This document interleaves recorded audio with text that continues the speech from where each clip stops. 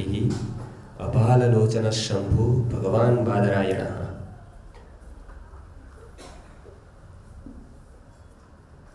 अभी जो वेदव्यास प्रतिष्ठान में ये उसकी ओर से ये कार्यक्रम का आयोजन हुआ, चीफ गेस्ट महादेवन जी और हम सब ने मिलकर, आप सब ने मिलकर जो ये एक गुरुकुल, ओरिजिनल गुरुकुल क्या है और इंडियन कल्चर, भारतीय संस्कृति का क्या संबंध है उसके साथ। बालक का जन्म व्यक्त बाद में होता है, अव्यक्त पहले हो जाता है, तो उस समय क्या ध्यान रखें। और आइडियल हमको यदि चाइल्ड बनाना है, यदि पुरुष बनाना है, उसको महापुरुष बनाना है, तो बहुत कुछ बातें अपने हाथों में होती है। भगवान ने बहुत कुछ जिम्मेदारी हमको दी होती है कि इसके यहाँ जाएगा। इसके लिए विकसित आत्मा अपना माता पिता को खुद चूज करता है, और इसके लिए हम डिवाइन सोल जो होता है वो आए, इसको हम कहते हैं दिव्य आत्मा अवतरण। उसके प्रोजेक्ट पर हमने बहुत सारे प्रयोग किए हैं, और इसके विषय में आगे जाकर और क्या कर सकते हैं एजुकेशन के विषय में, तो इसके लिए यहाँ पर हम चर्चा सत्र में अभी एकत्रित हुए हैं। अभी बहुत सारे पॉइंट्स पर बात होगी। बहुत अच्छा लगा जो चीफ गेस्ट ने इसकी पूर्व भूमिका, फंडामेंटल, मेरा जो फाउंडेशन था वो क्लियर कर दिया। भगवत गीता के आधार पर भगवान ने क्या कहा है, अयति श्रद्धयो बेतः, और वहाँ से लेकर आगे बहुशुचिनाम श्रीमतांगे है योग भ्रष्टो भी जायते अथवा योगिनाम एव। तो भगवान ने पूरी जन्म परंपरा कैसे होती है, तान्यहम वेद सर्वाणि न त्वं वेत्थ परंतप, मैं सब जानता हूँ और तू भी जान सकता है। तू अभी जानता नहीं, लेकिन एक आने पर वो तुझे पूरी दिखाई देगी, ऐसा अर्जुन को कहा। तो वो उसके बारे में हम बहुत कुछ आगे बात करने वाले हैं।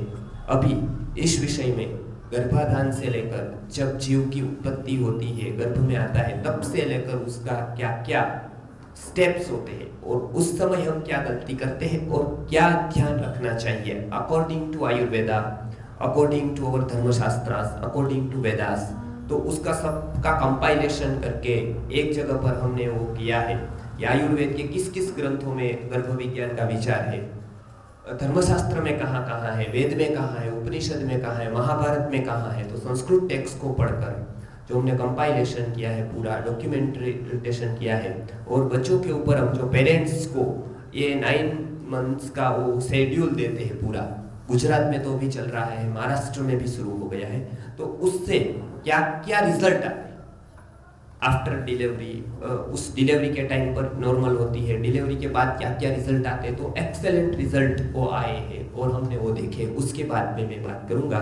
तो ये विषयों के लिए भगवान वेदव्यास की गुरु पूर्णिमा के अवसर पर कल हमने यहाँ यज्ञ का दर्शन किया, और इस पावन पर्व पर ऐसी संस्था जो महर्षि कहे जाए, जैसे ऐसे कलयुग के ही अवतार स्वरूप वेदव्यास के, ये वेदव्यास जी जो बहुत कुछ इसमें अपना प्रदान किया, और ऐसे शिष्य वर्ग को खड़ा किया कि जो ये ज्ञान को जान पाए। नहीं तो आज स्थूल रूप में जैसे बात की वो सब कुछ अच्छा लगता है, लेकिन सूक्ष्म की बात आए तो लोग नहीं ये यूजफुल नहीं, हमारे लिए यूजफुल नहीं है। तो इनका जो समझ सके ऐसा विज्ञानमय कोश को विकसित करना। संत क्या करते हैं, वो आंच नहीं देते हैं, मांझ देते हैं, ऐसा हिंदी में कहते हैं। मतलब दूसरे को अट्रैक्ट बाह्य रूप से नहीं करते हैं, लेकिन अंदर से उसका डेवलपमेंट कर देते हैं कि ऑटोमेटिकली वो अच्छी बातों को पकड़ लेता है। उनका इतना डेवलपमेंट कर देते हैं मेंटली और विज्ञानमय कोश माने कि इंटेलेक्चुअली। तो ये बहुत अच्छा वेदव्यास प्रतिष्ठान का ये प्रयत्न है, और ऋषि वाटिका का और से ये गुरुकुलम का जो कंसेप्ट है वो और हम आगे ले जाने का प्रयत्न करेंगे। तो ऐसी संस्थाएं ऐसा काम करें जो रूट का काम, और रूट में जो वाटर देते हैं तो पूरे के पूरे ट्री में पहुंच जाता है, हर एक में नहीं देना पड़ता है। ऐसे जो रूट में हम पानी देंगे, प्रयत्न करेंगे, तो वो पूरा सोसाइटी का जो ट्री है वो सब फ्रूटफुल होगा, सब हेल्दी होगा।